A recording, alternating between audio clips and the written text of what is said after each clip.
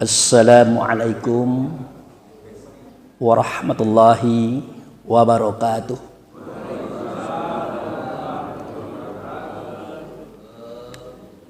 Alhamdulillah wa syukurillah lillahi ta'ala la rahmatillahi alaina aina fi subhi hadarna fizal masjid insyaallah rahmatullahu alaina wa ala nabil karim Muhammad sallallahu alaihi wasallam hayya salimu alaihi Allahumma sholli ala sayyidina Muhammad wa ala ali sayyidina Muhammad.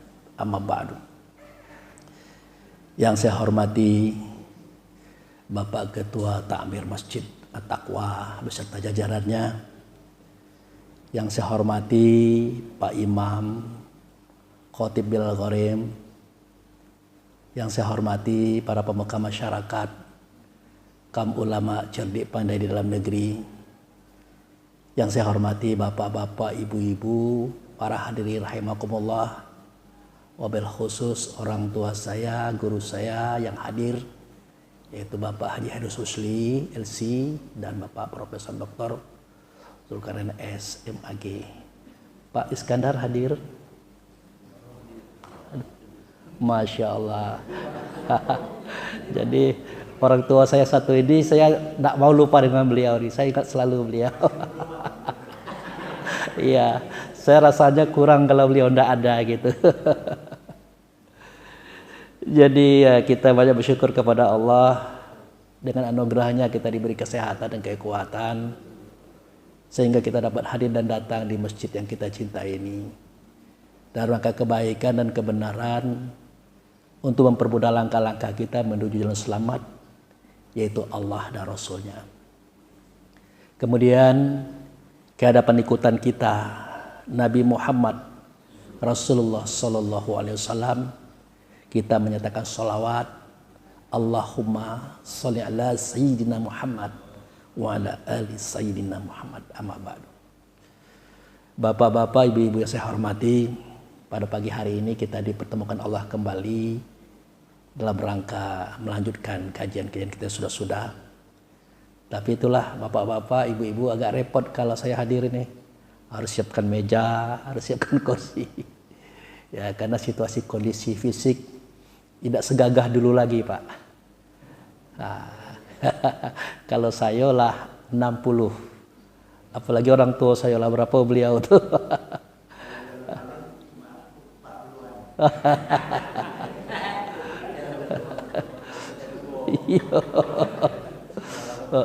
Ya. Jadi usia 60 sudah mulai dia itu menghadapi persoalan fisik. Alhamdulillah kalau kita semakin tua, rohani kita nampaknya tidak banyak bersoal ya. Dia mungkin semakin baik. Cuman fisik ini yang jadi masalah. Biasanya bisa duduk di bawah, nak duduk di atas. Kalau duduk di bawah harus ada kursi kecil karena ya fisiknya semakin maju, perutnya semakin maju. Baik Bapak Ibu saya hormati, kita mulai saja kajian kita mengenai masalah mukmin dan kafir. Nah, ini kan sering kita dengar ini. Mukmin itu orang beriman, kafir itu orang kafir. Di dalam surah At-Taghabun ayat 2 itu ada itu Pak Ali yang bunyinya wallazi khalaqakum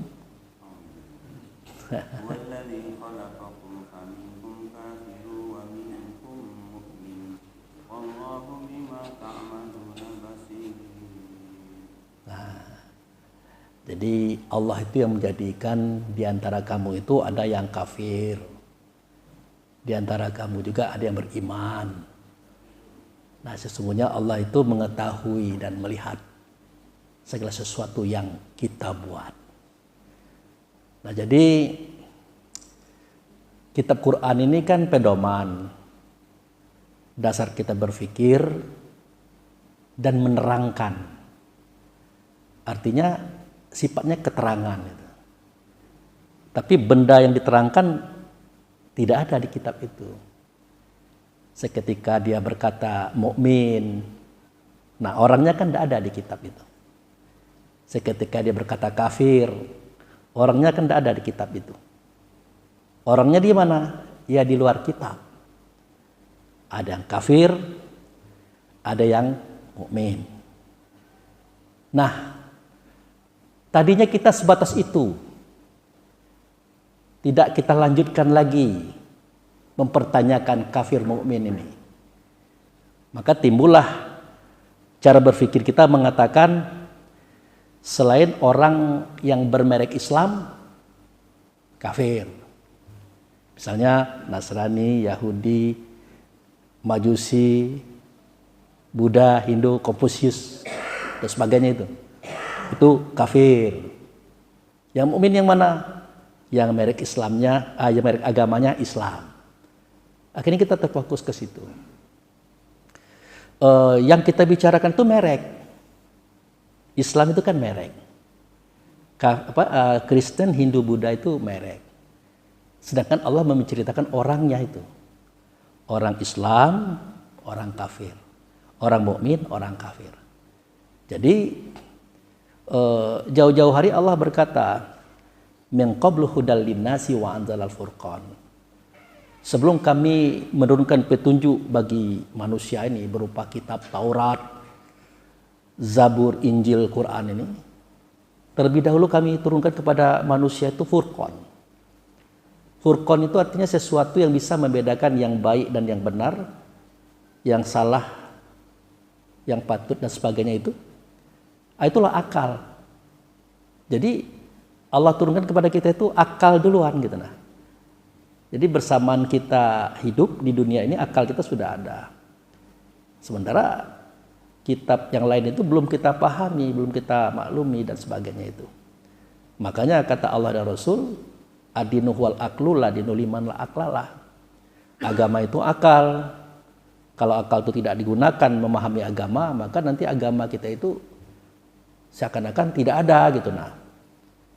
Nah, jadi inilah yang perlu kita bicarakan pagi hari ini. Nah, kalau berbicara mukmin, misalnya ditanya, Pak, Ibu, orang beriman itu siapa? Nah, pasti kita mengatakan, oh ya kita ini. Orang kafir siapa? Oh ya itu orang-orang yang agamanya beda dengan agama kita. Apakah itu salah? Ya tidak juga. Tetapi alangkah baiknya seketika kita cerita mukmin dan kafir ini kita melirik ke dalam. Kalau istilah Mas Aibit QAD itu, tengoklah ke dalam sebelum berbicara. Ada Pak lagi itu Pak? Tengoklah ke dalam sebelum berbicara. Artinya apa? Kita disuruh belajar melihat ke dalam diri kita. Jadi orang beriman ini ya bukan omon-omon. Memang dia pernah melihat Tuhannya, mendengar suara Tuhannya, bersama Tuhannya dan pernah berhadapan langsung. Makanya dia itu percaya. Lalu siapakah beliau ini ataupun orang-orang beriman ini? Orang beriman ini adalah orang-orang yang berkumpul di dalam Baitullah hakikat bertemu dengan wujud serta Allah waktu itu. Makanya dalam surat Al-A'raf 172 Pak Ali, wa iz akaza rabbuka min bani Adam,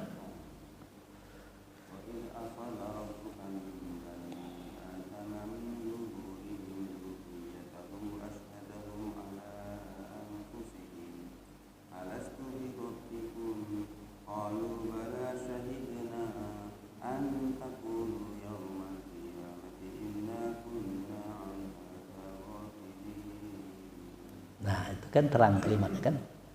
Terang kalimatnya tidak dialing-aling. Ingatlah seketika Tuhanmu ya mengumpulkan keturunan Adam, roh anak Adam itu.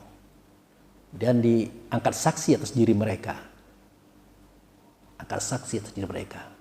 Ditanyakan kepada mereka, alastu bi rabbikum? Adakah tidak aku ini dengan Tuhan kamu? Nah, ini yang kita tidak perhatikan. Karena beliau yang berkata itu dengan kata yang tadi, alastu bi rabbikum, adakah tidak aku ini dengan Tuhan kamu? Ya karena kita melihat dia mendengar suara dia dan berhadapan dengan dia, ya kita jawab, bala syahidna. Benar engkau dengan Tuhan kami menyaksikan. Maka semua roh waktu itu sujud sambil berucap, asyhadu an la ilaha illallah wa asyhadu anna muhammadar rasulullah. Itulah kejadian syahadat pertama kali yang terjadi di dalam Baitullah Hakikat di negeri Bakkah di hadapan wujud serta Allah. Nah, itu. Ingat, bukan Allah, wujud serta Allah. Siapa wujud serta Allah? Yang ngomong tadi, alastu birabbikum. Adakah tidak aku ini dengan Tuhan kamu? Aku dengan Tuhan itu bukan Tuhan.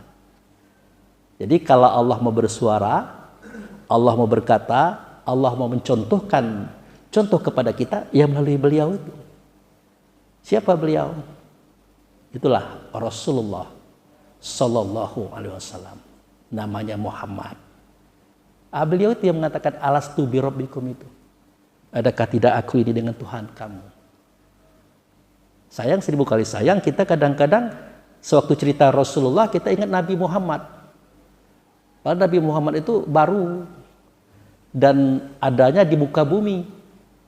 Cerita ini bukan di muka bumi, sebelum langit dan bumi ada, di luar sentor alam sana. Jadi Rasul itu, itulah sifat Allah, itulah wujud serta Allah. Nah nanti dia akan ada dalam dada seorang manusia Arab, namanya Muhammad. Nah, jadi kalau roh kita ini ada, roh Nabi Muhammad itu Rasul, beda dengan roh kita itu.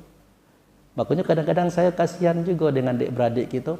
Oh Nabi Muhammad itu sama dengan kita. Ya enggaklah. Dalam dada mereka, beliau itu adalah Rasul. Dalam dada kita ini turunan Rasul.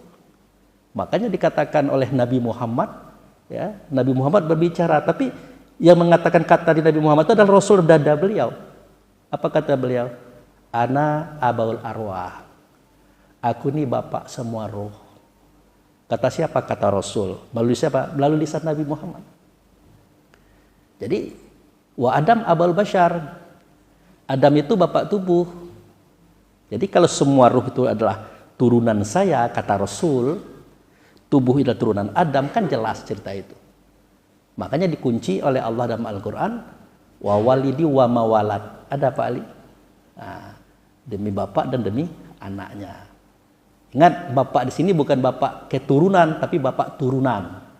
Kalau bapak keturunan ada emaknya kan?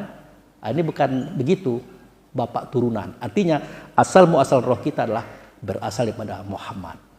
Makanya kita adalah Nur Muhammad, Muhammad itulah nurnya Allah. Itulah roh yang ada di dalam Baitullah tadilah. Dia adalah nur, dia adalah cahaya. Artinya dia waktu itu tidak laki-laki, tidak perempuan. Tidak tua, tidak muda, tidak kecil, tidak besar, sama waktu itu. Nah di situ tidak ada Islam, tidak ada Kristen, Yahudi, tidak ada waktu itu. Nah inilah asal muasal semua ruh itu. Nah ruh inilah yang dikatakan dengan kata mukmin itu, atau orang yang percaya kepada Tuhan itu. Nah itu. Nah kemudian para ruh tadi satu persatu diturunkan ke dunia, masuk dalam kandungan emaknya, dimasukkan ke tubuh, dipari di hati. Pas lahir, ruh tadi menangis. Tampak tangisan itu pada bayi, pada tubuhnya itu. Ini yang kurang kita perhatikan. Jadi si ruh tadi, si mukmin tadi, si orang beriman tadi dimasukkan ke dunia. Dimasukkan ke tubuh emaknya. Di dalam emaknya ada tubuh kita, masuklah ke situ. Dipari di hati. Kalau casingnya itu tubuhnya itu laki-laki, lahirlah kita sebagai laki-laki. Kalau casingnya tubuhnya perempuan, lahirlah sebagai perempuan. Maka antara bapak dengan ibu itu hanya berbeda fisik, berbeda casing, tapi isi dalamnya sama. Ruh itulah rasa. Rasa itulah diri kita yang sebenarnya diri. Makanya kalau bapak-bapak minum kopi itu pahit, ya kopi itu pahit, ibu-ibu pasti juga merasakan pahit. Kalau kita merasakan gula itu manis, ibu-ibu juga merasakan itu manis. Makanya dengan rasa yang sama inilah kita bisa timbang rasa. Enak di kita ya tentu enak di orang. Sakit di kita ya sakit di orang. Makanya orang kalau beragama tidak bisa menimbang rasa, batal agamanya.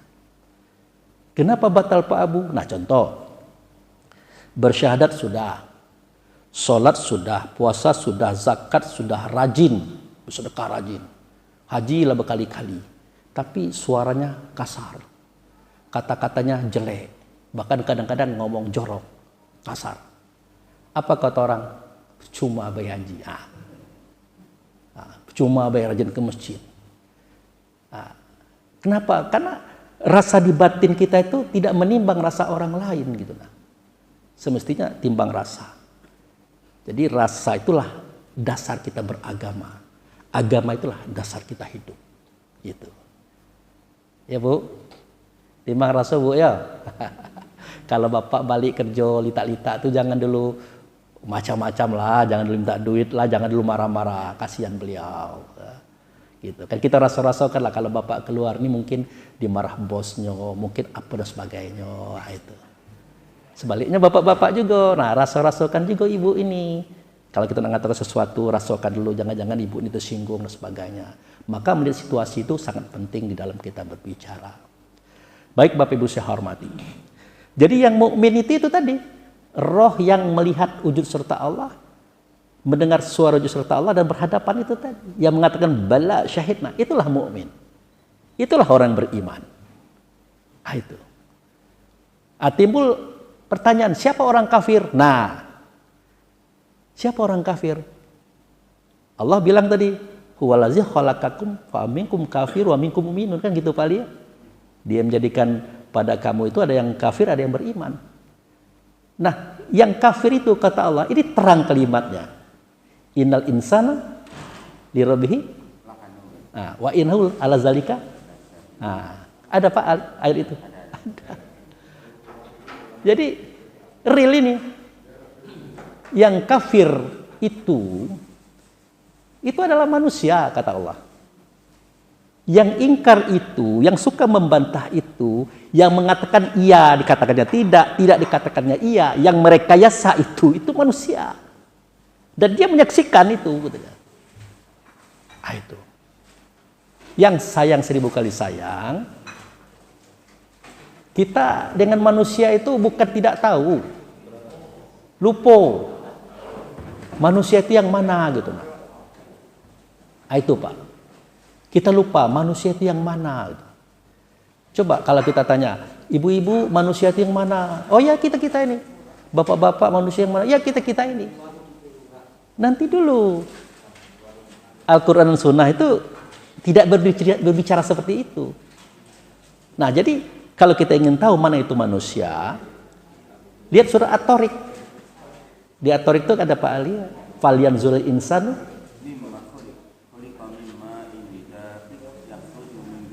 Sulbi wa tara'ib. Nah, ada kan? Nah, kan jelas. Kalau manusia itu kata Allah terbuat dari air sulbi, dari air mani laki-laki. Itulah manusia. Nah, jadi air sulbi tadi kalau dibawa ke laboratorium, dia dipelajari, maka bentuknya itu aneh gitu nah.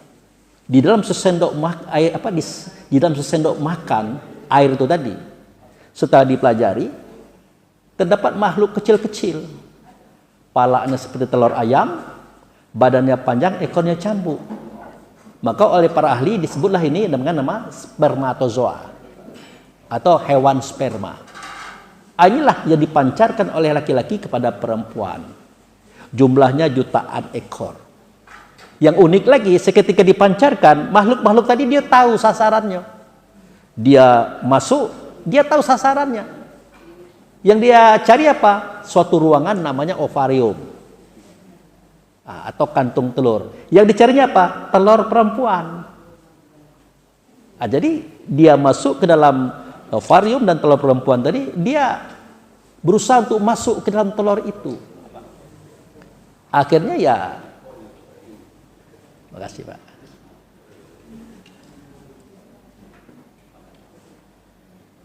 Jadi setelah dia berhasil masuk dalam telur perempuan itu, diantaranya ada yang masuk 1, 2, atau 3, makanya jadi kembar 3 itu. Maka dia hari ke hari, minggu ke minggu, bulan ke bulan membesar dia. Berubah bentuknya.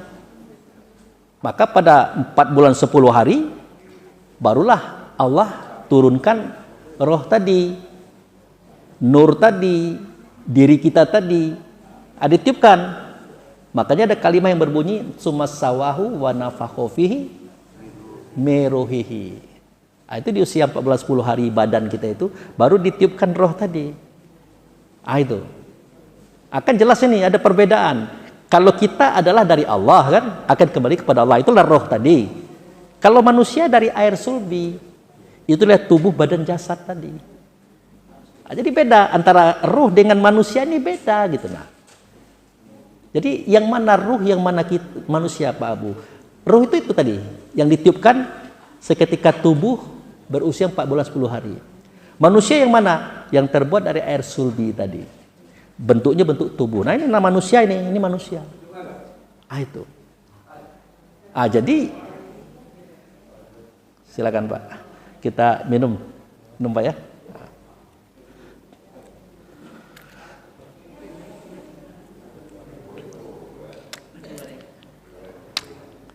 Bismillah. Dibagikan dulu kuenya biar konsen.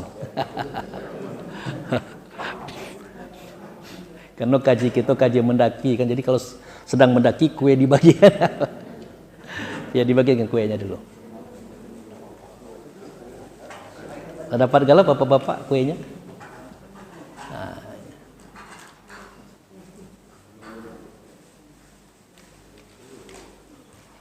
Oke, kita lanjut lagi. Jadi ruh tadi itulah diri kita yang sebenar diri. Datang dari Allah akan kembali kepada Allah. Kalau tubuh badan jasad, itulah dia manusia. Terbuat dari air sulbi atau air mani tadi. Nah dikatakan oleh Allah dalam Al-Quran, yang kafir itu adalah manusia. Innal insana lirabbih lakanut. Yang kafir itu adalah manusia. Kekafirannya, keingkarannya, pembangkangannya, dia menyaksikan. Jadi di sini Allah dan Rasul tidak pernah bercerita tentang merek agama gitu nah. Tidak ada dia cerita itu. Tentang orang mukmin dia katakan itulah roh tadi. Tentang orang kafir dia katakan itulah manusia. Nah ini yang kita lupa bapak-bapak ibu-ibu yang saya hormati. Sehingga ketika kita bermerek Islam kita merasa kita aman. Mereka yang bukan bermerek Islam kita katakan kafir. Padahal Allah tidak cerita itu. Kafir itu adalah manusia. Ada pada setiap kamu, kata Allah. Apa bentuknya? Inilah bentuknya. Ini manusia nih. Terbuat dari air sulbi. Nah, yang perlu kita pertanyakan, kenapa Allah mengatakan manusia itu kafir? Gitu. Nah, itu. Rupanya, seketika tubuh badan jasad kita masih berbentuk sperma atau zoa, dia kan hidup tuh. Dia hidup, bernapas, berjalan, berlari, dan berkembang dalam rahim perempuan. Kan hidup itu. Nah yang hidup itulah ditanyakan oleh sahabat. Ya Rasulullah, kok sperma itu hidup gitu nah. Dijawab oleh Nabi, isi dalam sperma itulah disebut dengan manusia. Itu. Ditanyakan, dari mana asalnya manusia itu? Kata Nabi, jangan tanya itu dulu. Kamu tanyakan dulu hawa, nafsu, dunia, syaitan. Nanti terjawab gitu nah. Nah makanya ditanyakan, ya Rasulullah, mengapa timbul hawa? Nah baru masuk dia. Karena anasir angin telah memenuhi segala rongga pada tubuh kita. Anasir angin. Itu namanya roh rehan. Sifatnya pantang kelintasan. Apa itu pantang kelintasan? Tidak bisa melihat orang kaya. Tidak bisa lihat orang hebat, orang pintar, orang sukses. Timbul iri dengkinya. Itu sifat anasir angin. Itu yang perlu kita catat itu. Kemudian, ya Rasulullah kenapa timbul nafsu? Kata Nabi, karena anasir air telah menjadi urat benak tulang pada kita. Telah jadi urat benak tulang pada kita. Maka timbullah nafsu. Nama anasir air itu adalah roh rahmani. Sifatnya apa? pantang kerendahan, maunya tinggi aja, hebat-hebat dia, pintar-pintar dia, pokoknya dia segala-galanya, orang lain tidak. Gitu. Yang ketiga, ya Rasulullah, mengapa timbul dunia? Dijawab oleh Nabi, karena anasir tanah telah menjadi daging, kulit, bulu, atau roma pada kita. Telah jadi daging, kulit, bulu, atau roma pada kita. Maka timbullah dunia. Jadi semenjak daging, kulit, bulu ini menutup otak, tulang, dan urat, kan kita berbentuk tuh. Ada kepala, ada badan. Kita butuh fasilitas. Nah, berdasarkan itulah kenapa Allah menjadikan langit dan bumi. Kan ada kita dengar itu ada Pak Ali ya, huwallazi khalaqalakum ma fil ardi jami'a. Itu gimana ya, Pak?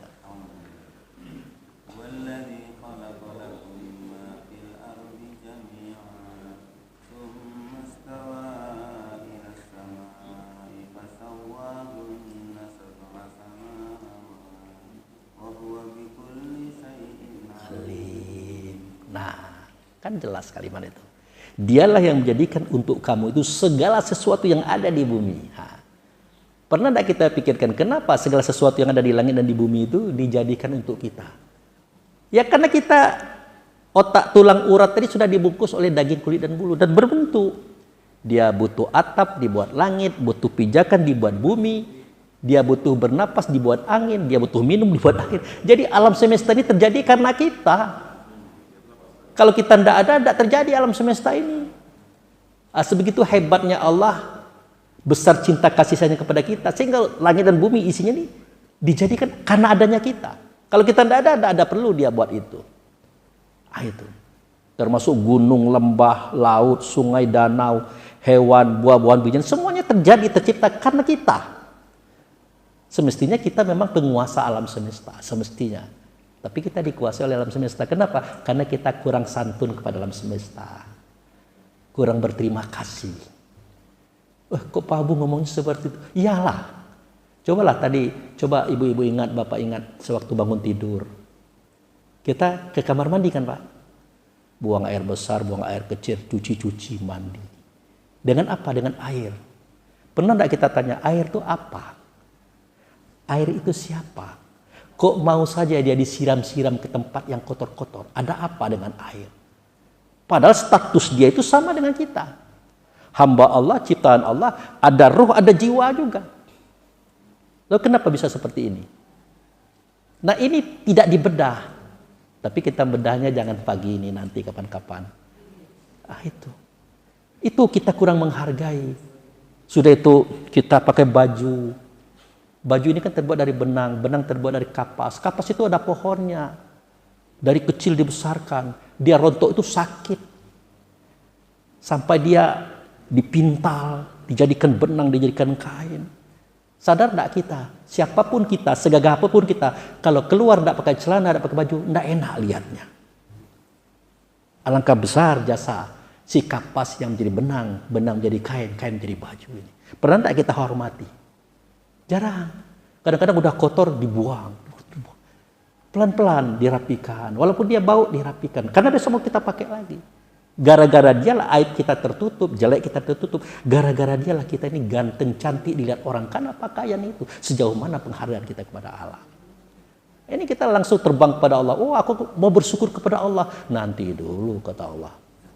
Kalau kamu bersyukur kepadaku, bersyukur kepada Rasulku. Ingat, Rasul bukan Nabi.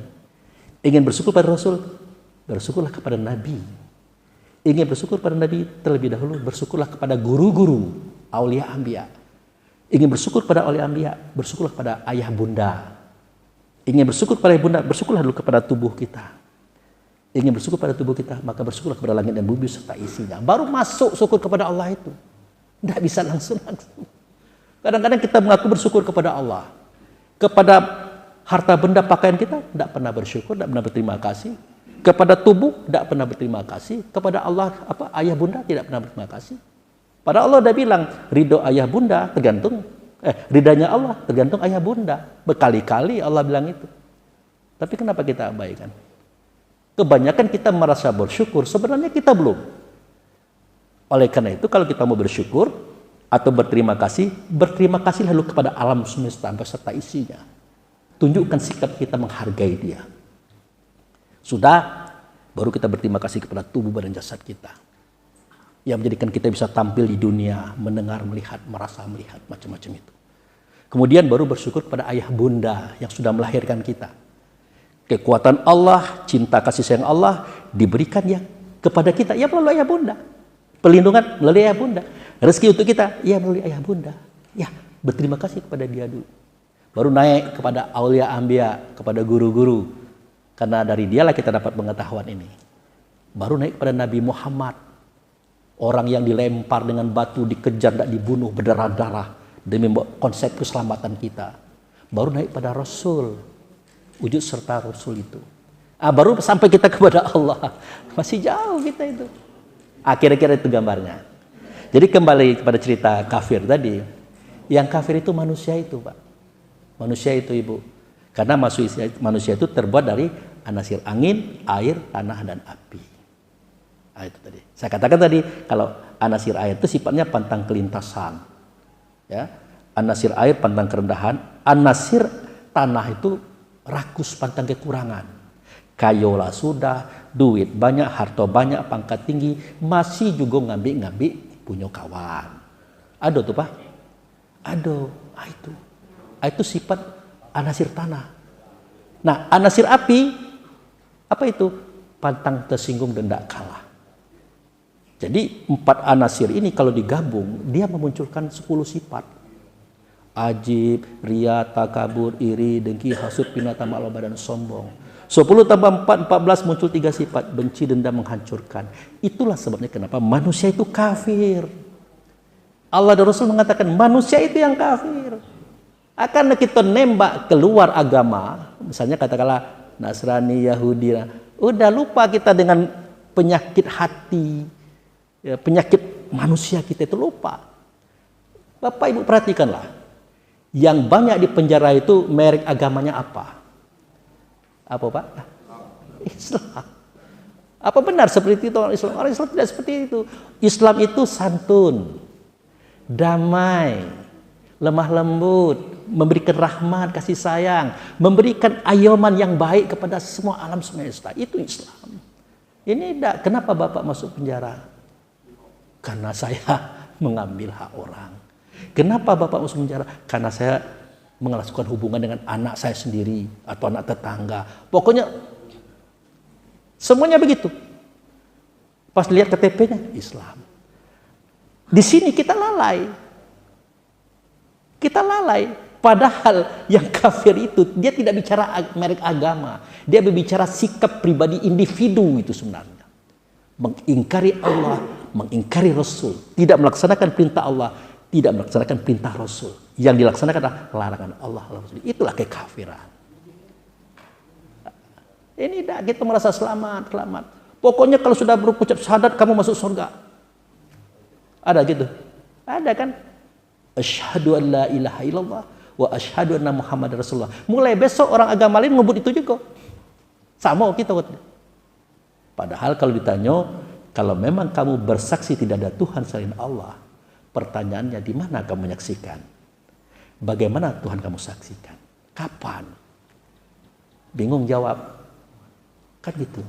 Muhammad utusan Allah. Kenapa ada Muhammad kalau Allah sudah ada? Kenapa Muhammad diutus? Karena Allah tidak berbentuk, tidak bersuara, tidak berkata. Maka nyata pada Muhammad. Panjang uraiannya.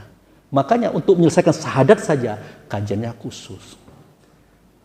Nah, yang tidak saya sampaikan pagi-pagi ini kepada kita semua adalah waspada kita terhadap kafir. Kalau mukmin tidak usah waspada kita, tidak usah. Mukmin itu baik, benar, bersih, datang dari Allah, datang dari Rasul, bersaksi di dalam Baitullah hakikat waktu itu mukmin. Yang jadi masalah seketika si mukmin tadi, si ruh tadi masuk ke tubuh, dia lupa dirinya itu siapa gitu. Nah, pernah enggak ibu-ibu nanyakan kenapa bayi-bayi ibu itu nangis itu?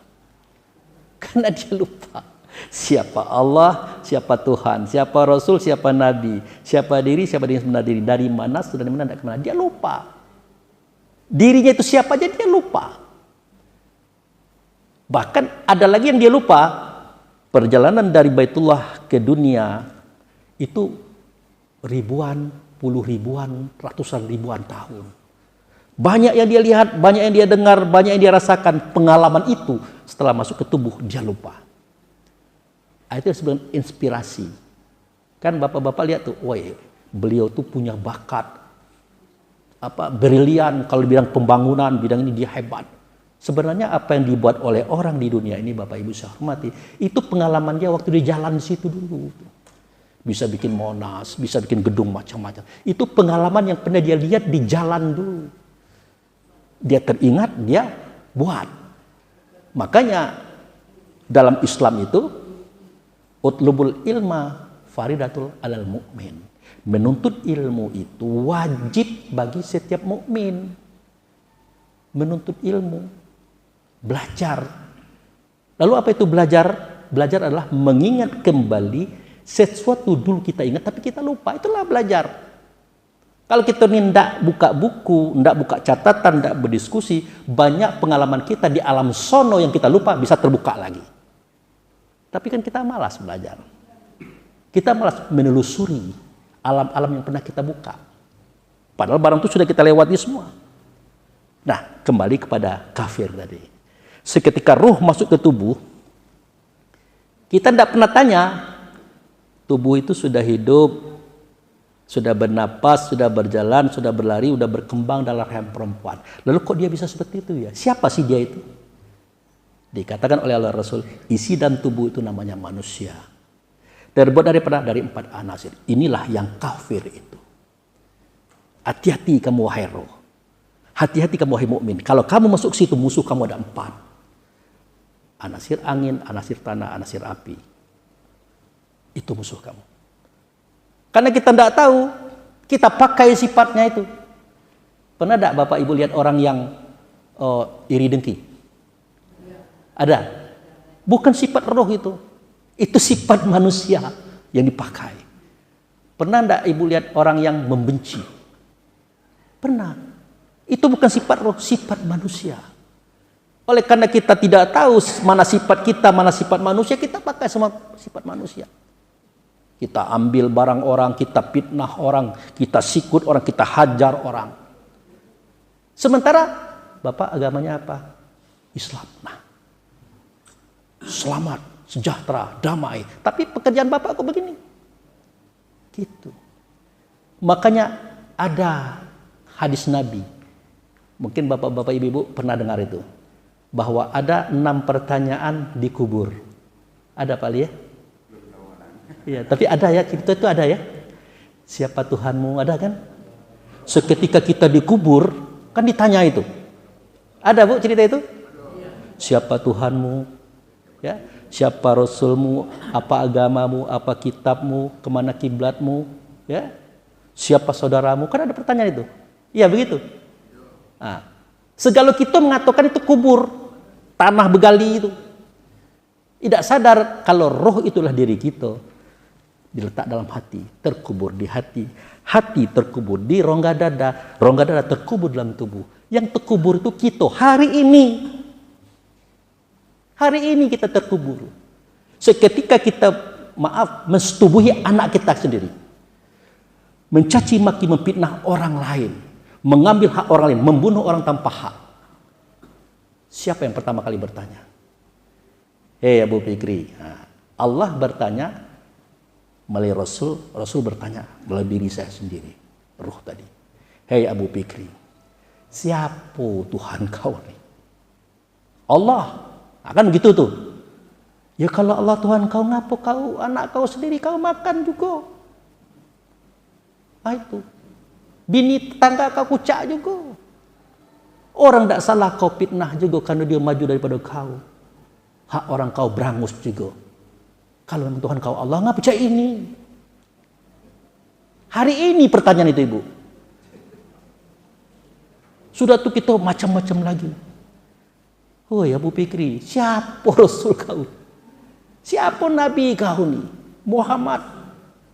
Ada Muhammad ngajar cak ini? Daduh lah, kenapa kau lakukan? Kau sendiri mengatakan kau adalah umat Muhammad. Ngapa kau cak ini? Pertanyaan itu hari ini. Begitu juga apa agamamu? Islam. Kalau Islam, kenapa kamu buat kekacauan? Membuat kerusakan, membuat gaduh. Ada apa dengan kau ini? Apa kitabmu? Quran. Nah, coba lihat Quran. Ada tidak Quran ngajarkan kerja cak kamu ini? Nah, yang memfitnah orang, mencaci maki orang, mengambil hak orang, membunuh orang, berzina. Ada tidak Quran ngajarkan itu? Tidak ada. Lah, kenapa kau lakukan? Kalau memang itu imam kau. Terakhir, siapa saudaramu? Muslimin dan muslimat, mukminin dan mukmin. Nah, kalau itu saudaramu, ngapa kau sakiti? Ngapa kau kucak dia tuh? Makanya perasaan kau tuh kau gunakan. Kalau kau nak ngucak bini orang, bayangkan kalau bini kau dikucak orang, cak mana perasaan kau? Ini tidak punya bayangan. Kau fitnah orang, kau caci maki orang. Kalau kau dibuat orang seperti itu, cak mana perasaan kau? Nah itu. Kau rampas hak orang, kau bunuh orang tanpa hak. Kalau kau dibuat orang itu, cak mana keadaan kau? Itu pertanyaan Allah melalui Rasul. Pertanyaan Rasul melalui roh kita kepada tubuh kita manusia tadi Bapak Ibu saya hormati. Hari ini itu. Maka ada ayat Pak Ali. Iqra kitabaka kafa nafsuka lati.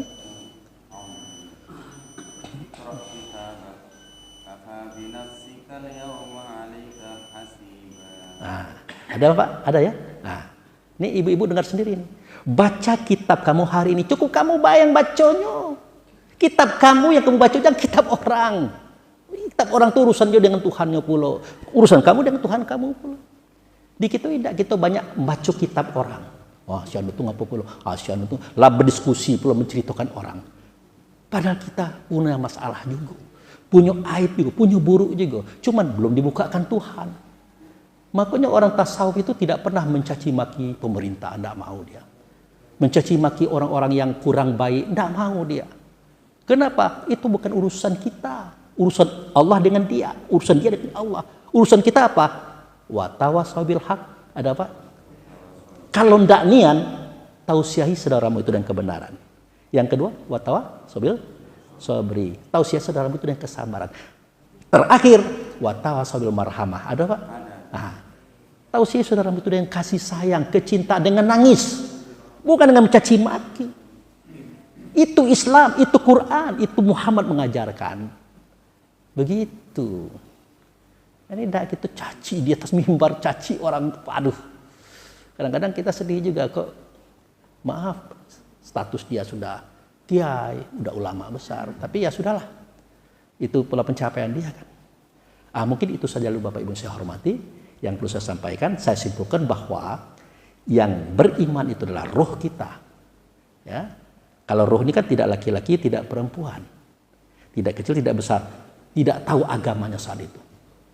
Ya. Yang kafir itu manusia. Makanya kalau kita menghantam agama lain, Yahudi, Nasrani, macam-macam itu, kita lupa dengan diri kita. Gitu. Kenapa? Karena kafir itu di dalam diri, beriman itu dalam diri, tidak ada di luar diri. Baik, kalau ada pertanyaan silahkan. Mudah-mudahan kita coba menjawabnya. Silahkan Pak. Silahkan Pak Ali. Sudah tahu kalau dimasukkan ke dalam manusia ini kan susah. Kenapa dimasukkan itu oleh Allah ya? Itulah dia. Ini menarik Pak. Pak Ali coba baca surat Wal Asri. Wal Asri. Wal Asri. Innal insana lafi khusr. Illal ladzina amanu wa 'amilus shalihat. Wa tawassaw bil haqqi wa tawassaw bis sabr. Nah, ada kan ayatnya kan? Kita lupa membedakan antara insan dengan an-nasu. Kalau an-nasu itu manusia. Kalau insan ini nama roh seketika berada di dalam tubuh. Nah, jadi demi waktu asar, sesungguhnya si insan tadi, si roh tadi, kami masukkan ke dalam khusri. Khusri itu kerugian. Bendanya apa? Tubuh. Bendanya apa? Manusia. Bendanya apa? Yang 4 sifat tadi. Saya sengaja memasukkan ke situ. Untuk apa? Untuk menempa, menggodok mereka supaya jadi mukmin yang kuat, kukuh. Jangan omon-omon. Kalau dia mukmin tanpa uji coba, tidak bisa diakui. Makanya diturunkan. Kecuali orang beriman dan beramal soleh, dia akan terlepas dari khusri. Kapan dia dikatakan beriman? Seketika dia bertemu dengan Allah dalam sholat. Makanya ilallazi na'amanu wa amil solih. Solih itulah sholat.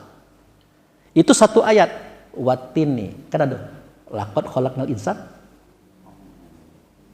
Watini wa zaitun wa turi sinin wa hadzal baladil amin. Laqad khalaqnal insana fi ahsani taqwim. Summa radadnahu asfala safilin. Illal ladzina amanu wa 'amilus shalihat falahum ajrun ghairu mamnun. Ada ayatnya, Pak? Ada kan? Apa artinya? Laqad khalaqnal insana fi ahsani taqwim. Sungguh aku jadikan insan atau ruh itu sebaik-baik kejadian. Kenapa? Karena dia wahdaniyat. Satu saja yang menciptakannya Allah, satu saja asalnya Muhammad Rasul, satu saja namanya mukmin. Di tempat yang satu namanya Baitullah. Kemudian aku jatuhkan dia ke dalam asfal, Pak. Tempat yang rendah dipijak-pijak warna hitam.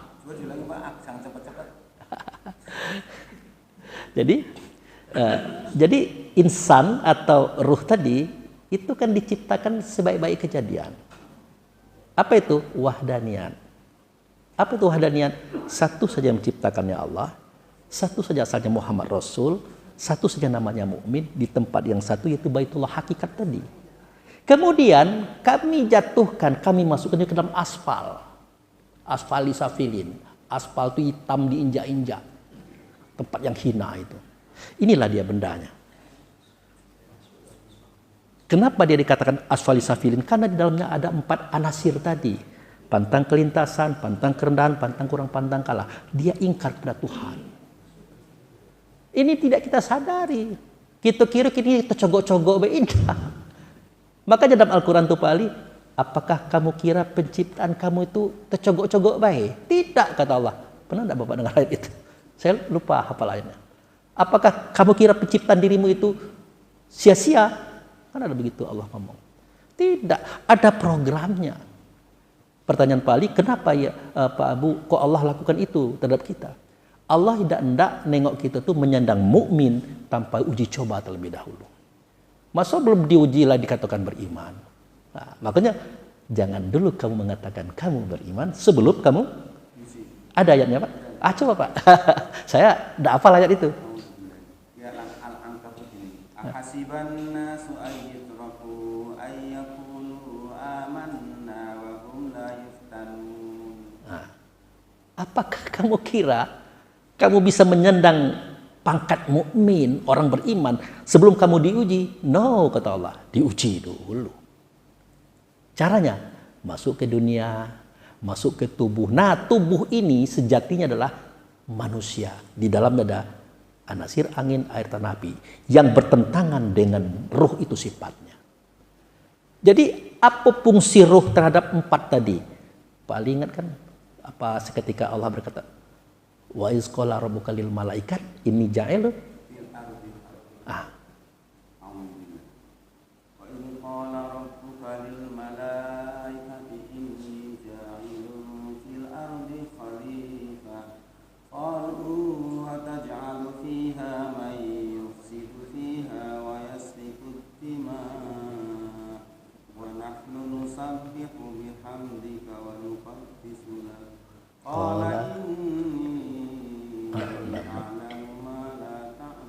Ya, ingatlah, ini Allah berkata melalui Rasul via Nabi Muhammad kepada kita. Ingatlah seketika Tuhanmu berkata kepada malaikat, aku hendak menjadikan di dalam fil ardi itu di dalam bumi. Di dalam bumi itu ada angin, air, tanah, api. Khalifah. Dan namanya baiklah sudah menunjukkan khalifah itu khilafah. Khilafiyah, pertikaian. Dengan siapa dia bertikai? Ya dengan yang 4 tadi.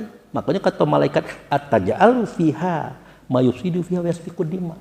Masih juga ya Allah nak menjadikan yang cak kemarin itu, yang dia berbunuh-bunuhan, ribut-ributan, akhirnya saling tumpah darah. Apa kata Allah? Ini a'lamu ma la ta'lamun. Gitu Pak ya? Aku tahu apa yang kamu tidak tahu. Cuman kita ini tidak pernah bertanya apa yang Allah tahu yang kita tidak tahu. Disambunglah ayat berikutnya, wa alama adama asma'a kullaha. Ya Pak, summa aradum alal malaikat. Faqala. Nah, وعلم آدم الأسماء كلها ثم عرضهم على الملائكة فقال أنبئوني بأسماء هؤلاء إن كنتم صادقين. apa jawab malaikat? Qalu subhanaka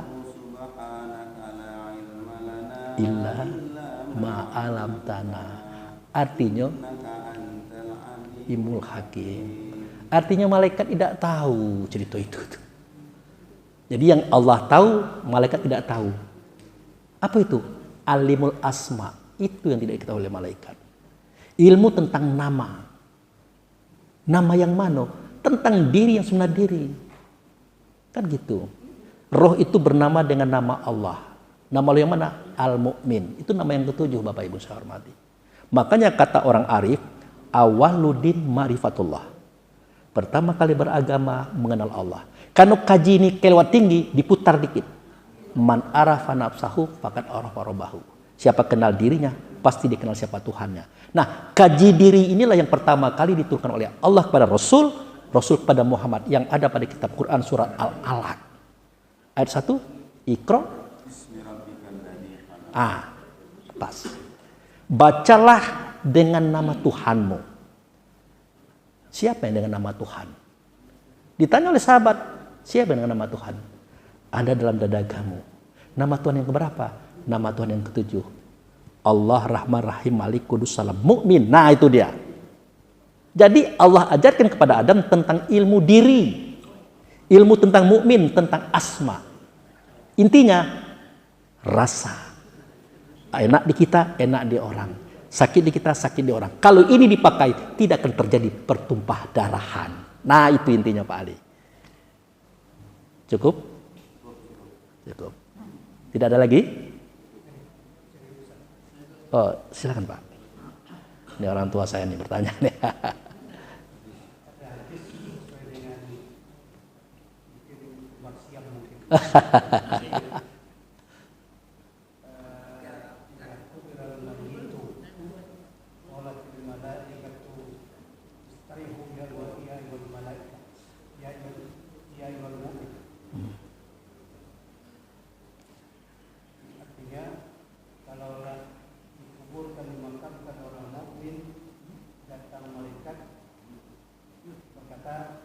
Istirahatlah kamu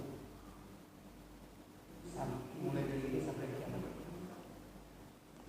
Yang kedua, hadis yang bertentangan dengan itu, ini mukmin. Yang tidak mukmin, ada pernah Nabi berjalan dengan sahabat ketemu dengan kubur yang baru saja dimakamkan, teriak-teriak dengar ayam.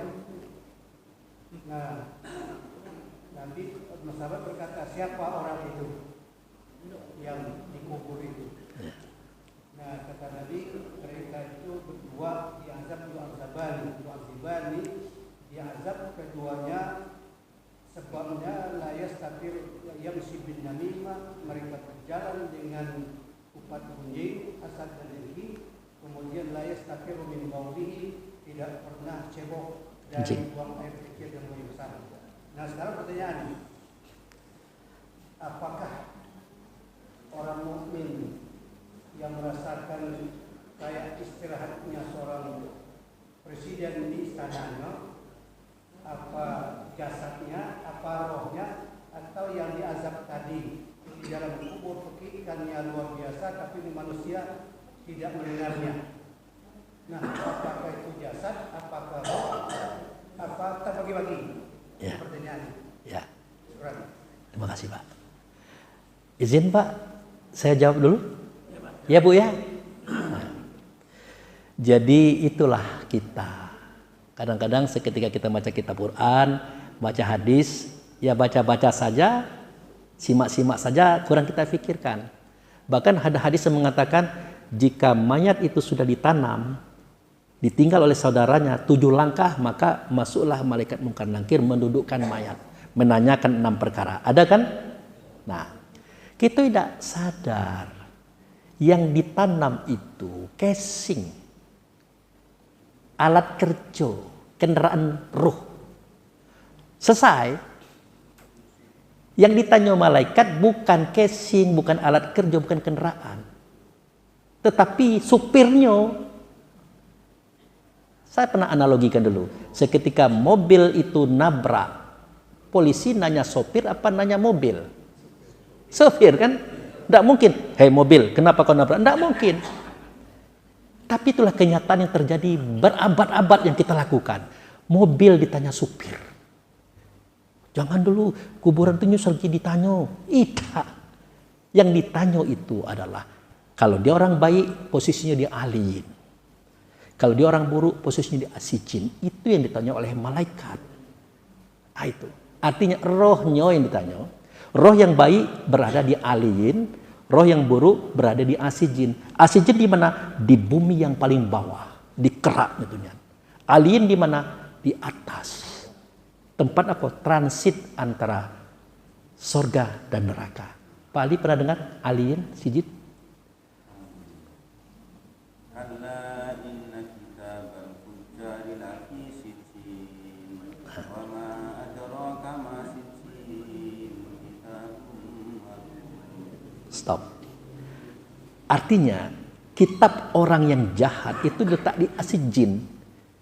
Jadi kita kira kitab itu buku. Nabi sudah ngomong kitab, ngomong Quran, ngomong ayat sebelum buku ini ada. Makanya ya Rasulullah mahwal kitab. Kitab itu apa? Quran. Ditanya lagi, Quran itu apa? Dijawab oleh Nabi pada surat Al-Ankabut 49. Bal huwa ayatu bainatu fis sudur. Silakan Pak Ali. Bal huwa ayatun bayyinatun fi suduril ladzina utul ilm. Wa ma yajhadu bi ayatina illallah. Sesungguhnya kitab itu adalah Quran. Quran itu ayat dalam dada kamu. Dia nunjuk roh itu, Pak. Roh itu kitab, roh itu Quran, roh itu ayat dalam dada kamu. Tidak ada yang mendustakan dia kecuali orang yang zalim. Siapa orang zalim? Yang empat tadi. Nah, jadi ayat Quran, kitab yang ada di asijin atau di alien, dia mengatakan roh. Jadi menjawab pertanyaan orang tua saya tadi, yang ditanya oleh malaikat mungkar nakir itu adalah roh. Di mana? Di alien atau di asijin? Kalau di asijin, telah dia. Satu pertanyaan tidak pacak jawab, 100 kali digebuk. Itu. Kalau alien itu tadi, setelah dia bisa menjawab, maka beristirahatlah kamu sampai pada waktu ditentukan. Gitu. Tapi Pak Ustadz, kami pernah dengar juga, kalau masuk pemakaman harus ucapkan salam. Berarti dia dengar. Ya, antara roh dengan tubuh punya hubungan. Walaupun dia sudah berstatus mati. Apa hubungannya? Ingat bapak-bapak waktu masih muda-muda dulu, belum balik, tanda lanang dewasa apa Pak? Mimpi. Mimpi kan? Kata orang, apalah mimpi. Ada faktanya loh, ada basahnya Pak. Ada roh kita yang melakukan itu, faktanya celana basah. Dijadikan hukum sebagai kita sudah mumayyiz. Jadi antara roh dengan tubuh ada hubungannya. Kita hidup ataupun kita mati. Makanya hati-hati ngomong-ngomong seseorang di depan kuburnya, dia dengar. Gitu. Ya, Pak Guru, itu aja jawabannya. Ya, jadi dia di alien atau di asijin, dia ditanya oleh malaikat mungkar nakir di situ. Gitu. Itu aja dulu. Kedepannya mungkin kita bertemu lagi, kita akan cerita tentang yang lain. Demikian Bapak Ibu yang saya hormati, kepada guru-guru saya, orang tua saya, minta maaf kalau ada salah dan janggal penyampaian ini. Semoga Allah mengampuni dan memaafkan semua kekeliruan saya dalam penyampaian. Demikian, terima kasih. Wabillahi taufiq wal hidayah. Assalamualaikum warahmatullahi wabarakatuh.